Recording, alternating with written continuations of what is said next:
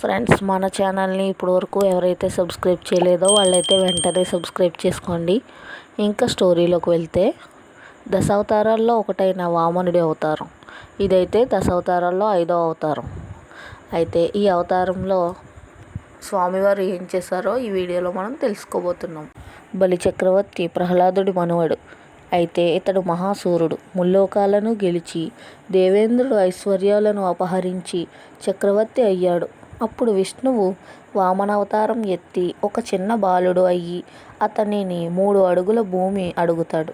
అప్పుడు వచ్చింది విష్ణువే అని కనిపెట్టిన శుక్రాచార్యుడు ఇంకా మొదలైన పండితులు వద్దు అని అడ్డగించగా, బలిచక్రవర్తి ఇచ్చిన మాట తప్పను అని 3 అడుగుల నేల తీసుకోమంటాడు. అప్పుడు వామనుడు చాలా పెద్ద ఆకారంతో 1 అడుగు భూమి మీద వేస్తాడు.